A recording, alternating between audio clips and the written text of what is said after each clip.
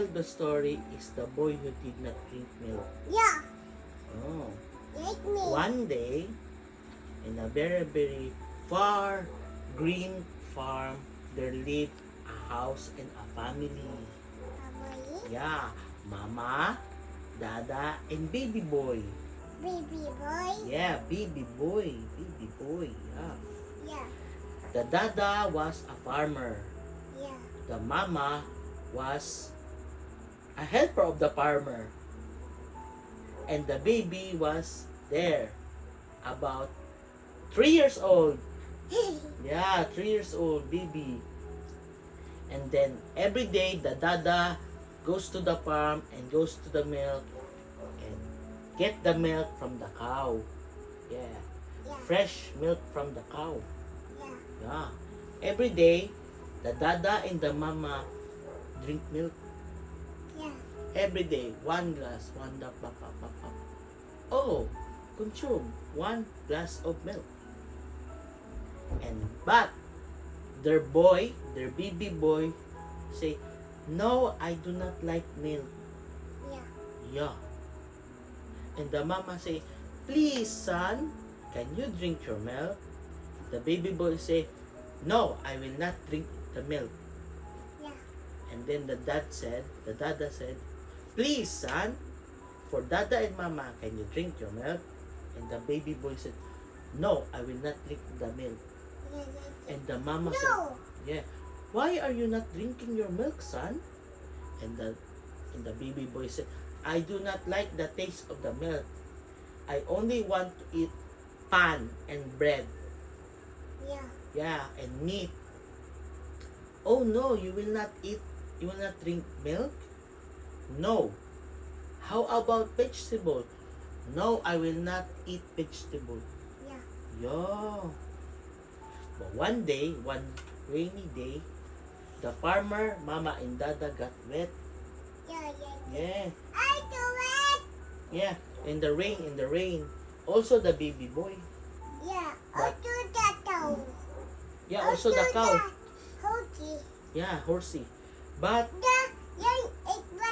The hockey. yeah, Because the hockey is pulling down the bamboo tree. yeah. But, mama and dada was wet from the rain. Before they went to sleep, they drink the milk. Yeah.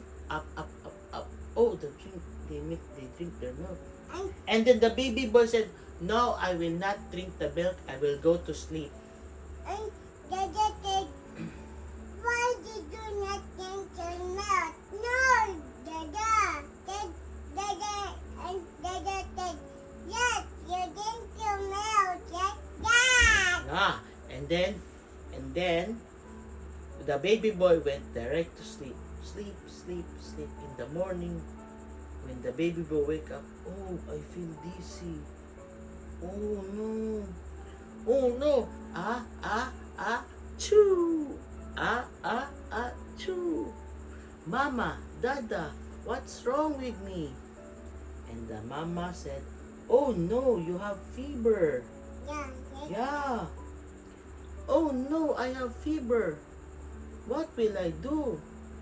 Mama said, you need to take a rest and drink your milk. Yeah. Then the baby boy said, no, I will take only rest and I will not drink the milk. Yeah. So the boy sleep. And the next morning, oh no, I'm still feeling hurt. Oh no, and dizzy. Yeah. I did it. Yeah, hurt. Yeah, in the head. Yes, Dad. Yeah, and then mama said, you need to eat your vegetables and drink milk so that you will become strong again. And then the boy said, okay, I cannot take anymore. I have to drink the milk and eat vegetable. Yeah. Yeah, they eat the carrots, and they eat the potato, and they eat the green leaves, and then drink the milk and take a rest. And then rest, and then the next day, oh no, wow! Mama, look, I'm strong again, and I have good muscle. How about Dada said, I can. And Dada said, wow.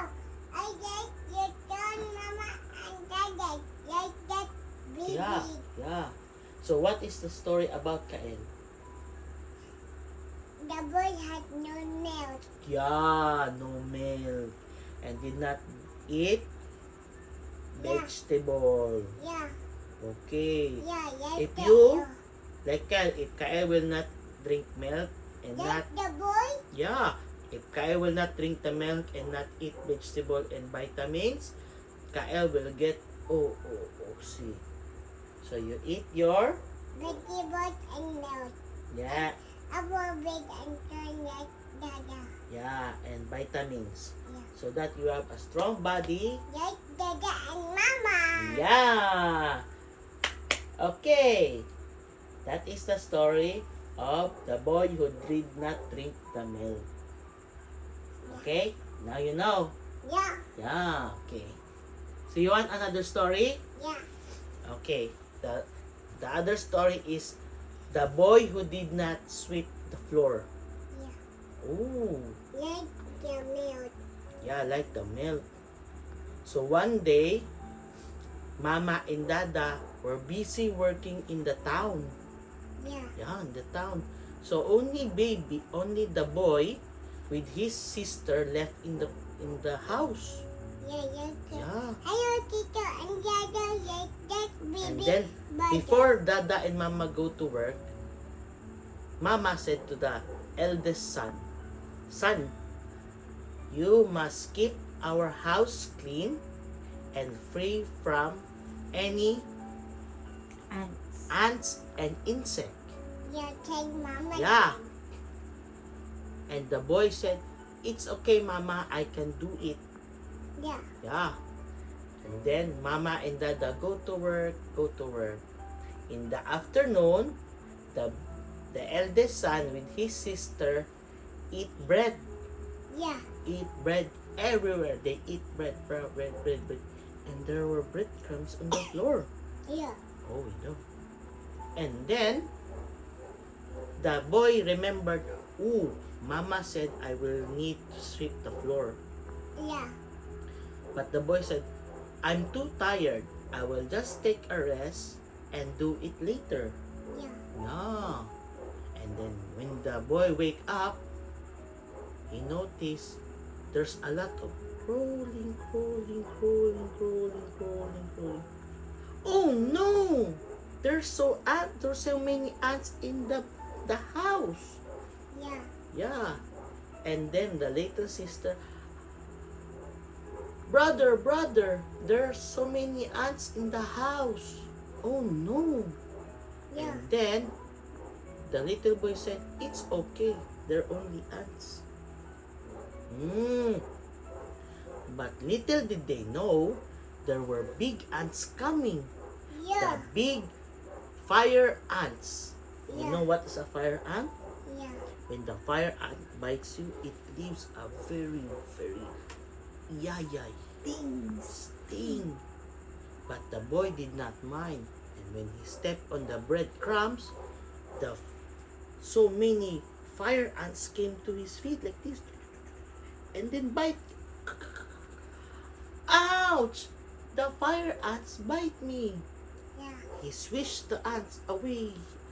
But the pain is there. Oh no, it's so painful. Oh no. And then what happened? There was a big lump. There's a lump on his leg because of the bite of the ants. Yeah. Then when the mama came home, oh my gosh, what happened to the house? Then the eldest son said, "Mama, I'm sorry, I forgot to sweep the floor. Yeah. And because of that, the fire ants beat me." Yeah. And then Mama helped clean the place. And then all the ants are out. And then he said to his son, "Now you know why we need to keep the floor and the house clean. Yeah. Because the fire ants will bite you and make you hurt and yayay." Yeah. So next time, what will Kael do? After playing with the toys, Yeah. what will Kael do? Clean up. Yeah. You always clean up. You do not wait for nanay. You clean your own toys. Yeah. Because if you will not clean, the ants will come and bite you. Oh no, and bite you. Oh no, and bite you. Oh no, and bite you. Oh, bite you. So many ants. Okay? Yeah, because the ant will eat my toy. Have you experienced being bitten by the ants? Where? In the heart, eating my toy because my toy is yay. Yeah, so you do not leave your toys Okay. outside. Okay? Yeah. Yeah, it's a good story, right? Yeah. It's a good story. Yeah. Say hi, Mama. Hi, Mama Jim. Hi, my boys. I love you both Okay. so much. Now you tell Mama what you learned today. Go to Mama. I learned about the books. Because Mama said, no, do not. About your toy, said Mama, and they said, oh my goodness, the ant will eat my body, said Mama. Oh my! And what will you do? I threw the ant in outside and begged and said, I will bite you. And I did hit the ant outside. Oh, you still hig the ants outside. That's very good. And you clean up all your Toy. toys. How about the other story? Yeah. What is all about? About the pig had no milk. About the boy who don't drink milk. And what happened to the boy? Had get it. No, I don't get milk. That boy and Mama said, yeah. No, that Mama said. And You Mama need? What mama does? No, what mama said? You need to drink milk, said Mama Jim. Yeah. Why? Why do you need to drink milk? Because the milk is yummy. And it will make you Big, big and John. strong. And what else will you eat? A vegetable. Very good. What else? And fruits. Fruit and the pan. And our big and turn like Dada and Mama and our drink milk and a vitamin. Yeah, that's very good, Kael. The Spidey Kael or the diaper. Okay, Good you going to night. sleep? No, yeah. Yeah. You say, Ma. Make me milk, Mama. Make me milk. Okay, my love. I will make. Make me ticket, Mama. Okay. So you will drink milk? You make me ticket. Okay, I'm coming. Mama, you make